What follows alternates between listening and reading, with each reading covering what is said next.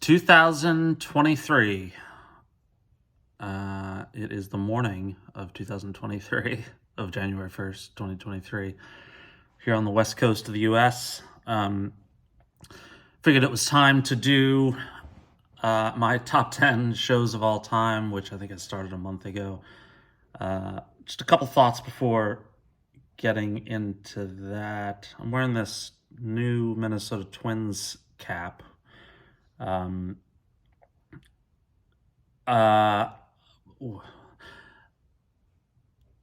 Because of my brother. My brother, who I talk about here a lot, who I've sort of shared my grieving through this channel.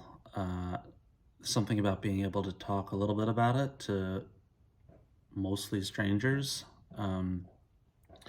But the Twins hat is relevant because a few nights ago I had, I think, the MLB Network on, and they were playing the 20 greatest baseball games ever, and number 2 was the 1991 World Series, when the Twins beat the Braves. And Gene Larkin, I think it was Gene Larkin, who had the walk-off sort of bloop to win it in Game 7. I think at the bottom of the 10th, they won 1-0. Jack Morris pitched the whole game. And the relevance to my brother is my brother was at the University of Minnesota at the time as an undergrad. He and I are massive Yankees fans, have been since childhood. I've mentioned that we saw the 1996 World Series, Game 6 together when the Yankees beat the Braves. But this, when I reflect on, and this is, I don't know, this is,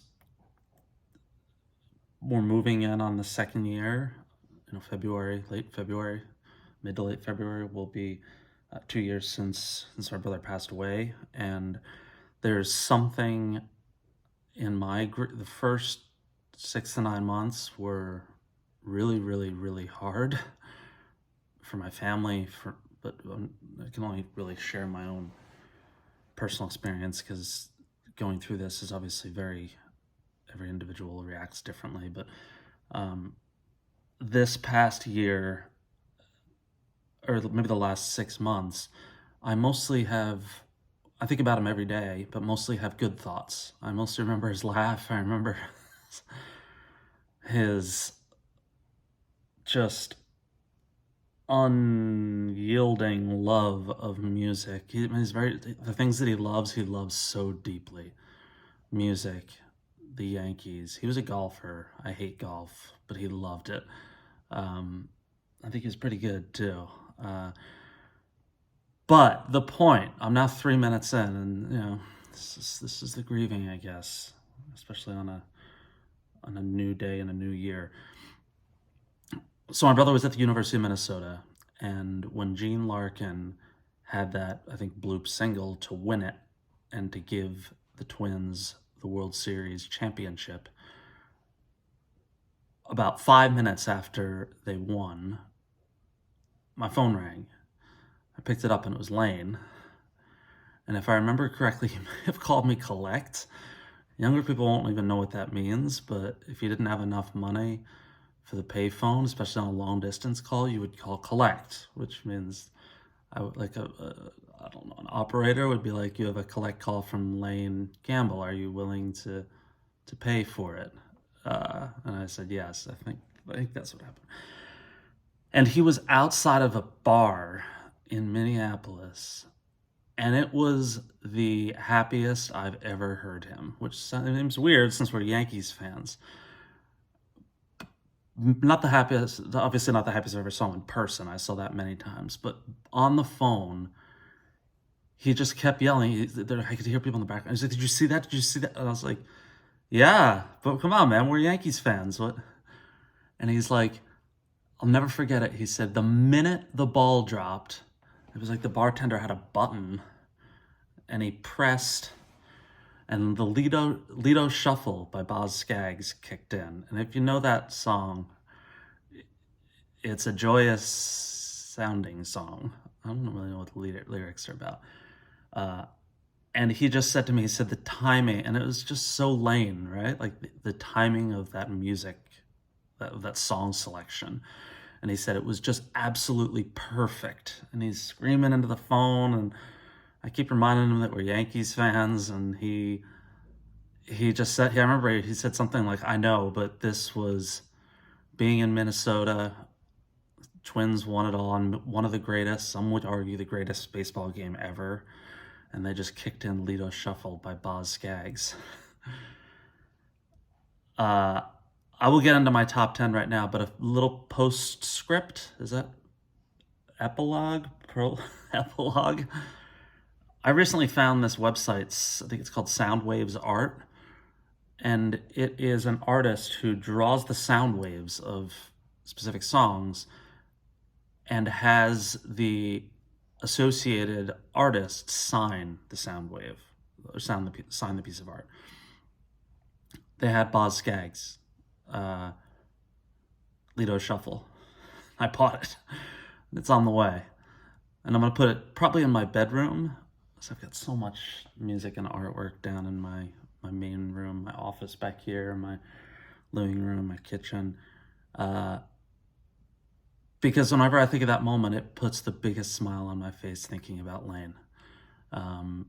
So I had to get it. It should be here. We don't get mail today. I guess it would be here Tuesday. So thank you, Lane, for that memory. It reminds me of how much you loved life and how much you could seize a moment or understand the importance of a moment. Like, it's just a beautiful thing, and I'll never forget that phone call. So now, my top 10 live shows of all time. I only have something to show for, I think, 4 of them. The rest I'm just going to speak to. So in at number 10 is the band The Breaks. And this was at South by Southwest in 2006. I've mentioned Breaks. They are also known, I think they got sued and had to change the name to Breaks. They had 2 records that I loved. One, so apologies, you'll see that the video stopped. I think I have storage. We'll see. Let's try and finish this up. We just got started. Breaks at South by Southwest 2006. They played about 30 minutes. I had just recently heard the record Give Blood, had fallen in love with it, and they just put on, I remember I ran out of the venue because I wanted to try and find the band to thank them. I think I found the bass player, and he was like soaking. It was like a 25, 30 minute set. I was right up front with a bunch of friends of mine. Don't remember the venue. Just one of the most exhilarating shows of my life.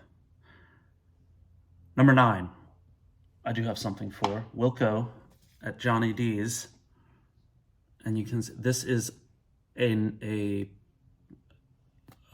flyer from Johnny D's that I took that night. Wilco signed it.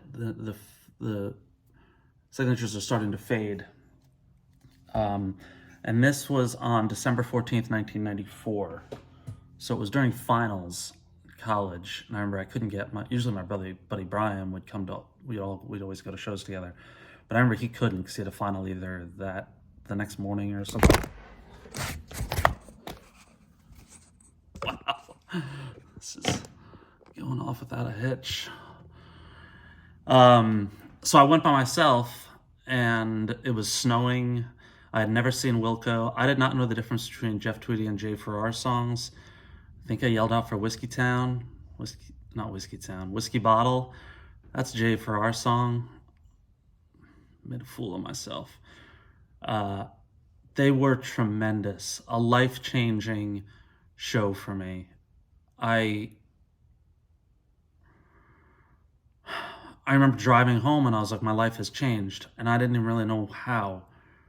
And now, almost 30 years later, I've seen Wilco about 60, 70 times. Their music has had such a huge impact on my life. I work in music, and I think it's because of discovering Wilco after Springsteen and or I've mostly worked in music for my career. What's up, buddy? My dog's name's Bennett, who after Jay Bennett, who was in Wilco.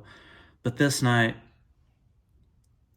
I remember the encore. Jeff came out solo, and I think he played Gun, Uncle Tupelo's Gun, and the band sat right next to me on like a bench, and I just handed them the flyer, and they started signing it, and they said, "You got to wait for Jeff to come off."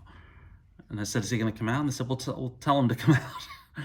So after the show, somehow Tweety came up, he signed it for me, and that was it. Very, very memorable night. Number 8, LCD Sound System at Terminal 5 in New York City, March 31st, 2011. I flew back to New York. So I moved to San Francisco in 2005. Flew back to see this show. Let me see. I hadn't started. It was a weird point in my life, career-wise specifically. But this was supposed to be their last show, and it wasn't. They ended up playing, I think, maybe more shows at Terminal 5, and then they played the MSG shows, and now they're obviously back together. But I believe they opened with Dance Yourself Clean, and I was with my buddy Dave, one of my close friends my whole life. And when it kicked in, it starts first few minutes, and then it just explodes. And I remember the venue just went crazy, and it was a surge of life that you don't feel that often. I remember I was dancing like a fool. Couldn't hold it in. Just a remarkable show.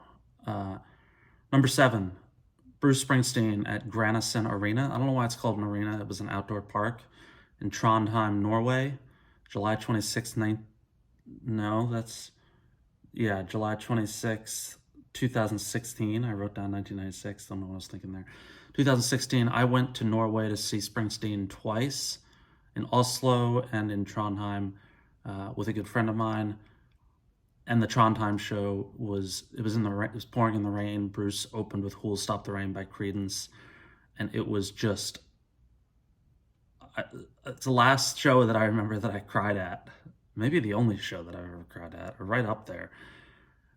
When Badlands kicked in, I was thinking about Lane, who, there's obviously large parts to the story of my relationship with my brother that I've not talked about here, but there were some family difficulties, and I hadn't seen him and talked to him in a while, and he and I grew up on Darkness, and I lost it during Badlands. So it was pouring rain, and I think my friend couldn't tell that I was crying because of the rain, but I was. Great show. Seeing Bruce Springsteen in another part of the world that I'd never been was just magical. Number 6, Bonnie Prince Billy at the Henry Miller Library in 2008.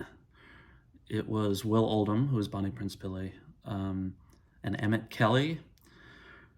I talk about Big Sur a lot. It's one of my favorite places in the world, and to see this, Bonnie Prince Billy just put on the most perfect show.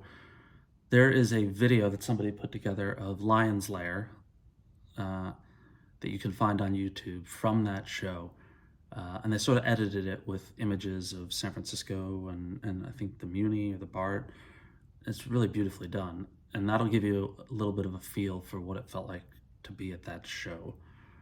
Henry Miller Library is just a stunning place. I've been there so many times. I think they have their tagline is "Where you do nothing." I mean, it's a bookstore, so you can read books. But I spent many mornings and afternoons just sitting on the porch with Bennett, drinking coffee, maybe looking through a book or a record or something, and to see Bonnie Prince Billy there on a gorgeous night. Never forget it. Number 5, Marat at the Pontiac, Philadelphia, October 31st, 1998. The only time I ever took the stage with a band. Marat 1998 to 2000 were, I used to say, it was like seeing the Rolling Stones during their best years. Just sweaty, drunken, smoke-filled rock and roll. And I remember I was stage right for the whole show because I knew the band a little bit, well, more than a little bit. I hung out with them a bunch. Like they knew my name.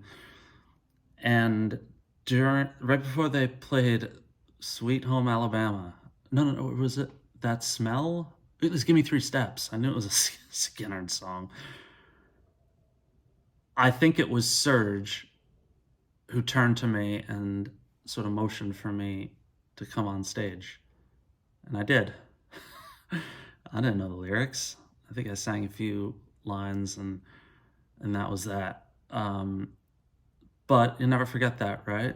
I remember I was drinking a Corona and smoking a cigarette, and I think I lit 2 cigarettes. I don't know. It was wild. Great night.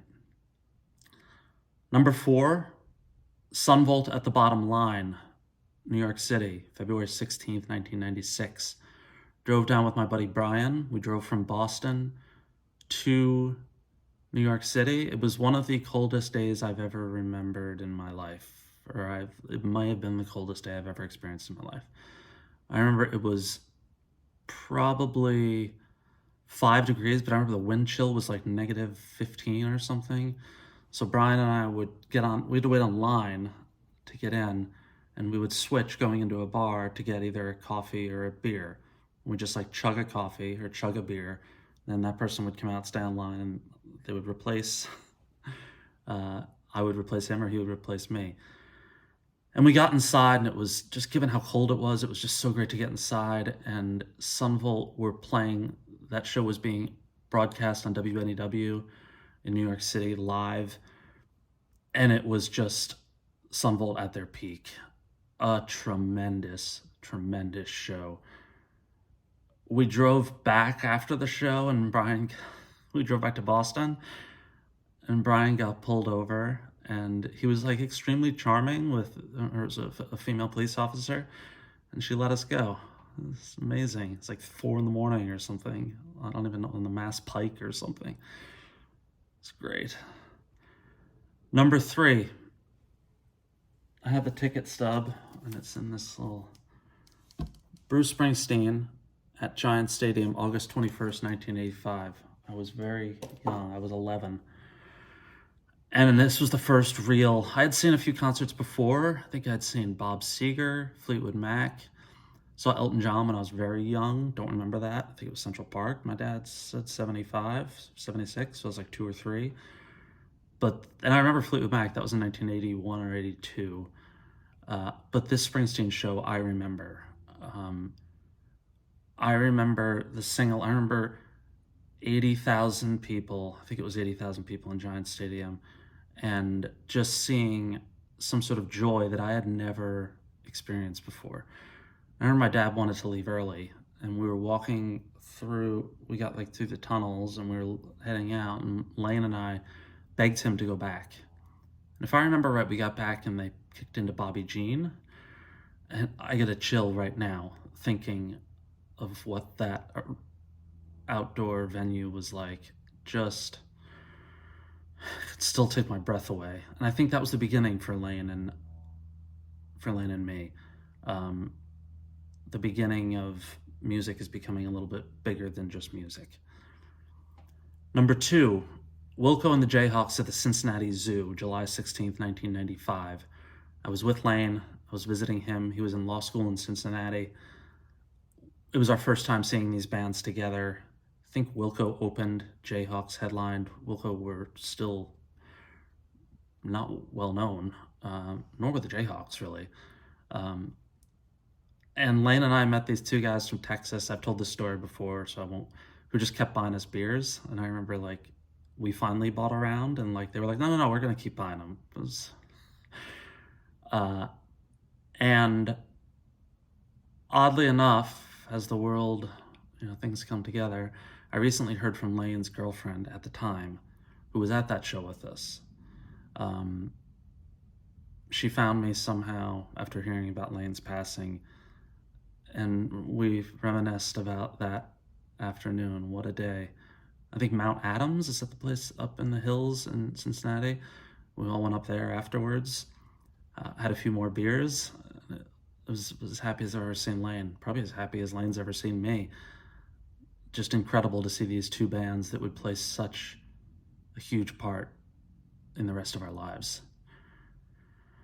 And number one, Slobberbone, Club DeVille, 1999 South by Southwest. I did a video on Jess Barr after he passed away a few weeks ago, or a week ago, I don't remember the date. But a show that I was in a dark place. It's the only show that I remember my whole life where I was really just not in a good place. I'm sure I've been down. Everybody has ups and downs, but I was just really, really struggling. And Brent Best with Jimmy Smith from the Gourds, they played Powderfinger, Web Before You Walk Into It with Kevin Russell. It was pouring rain. There's probably only about, if I remember right, and I probably don't remember correctly at all, it was maybe 30 of us. I remember the water was like this high on the stage, and we thought they were going to get electrocuted. There was a thunderstorm too, and they just kept playing. And that was when I realized, one, that I could make it through a rough patch like I had been going through for the past couple weeks, I think, and that music could play a large part in helping to usher me out of it. So I don't know why I'm talking so seriously. It was a wonderful day. I was there with my friends Maggie and Frank and old friend Jason, who I haven't talked to in many years. And I've said it many times, I want to thank Brent Best and his whole band and the guys from the Gourds for, in one of my darkest hours, letting me know that I could make it out, and I did. And that show played a huge part, and I am so, so, so forever grateful. See, I still had a little choked up thinking about that day. So that's it, top 10. I wish you all a wonderful new year today, coming weeks, through to 2023. And I will talk to you soon. Thanks for stopping by. Take care.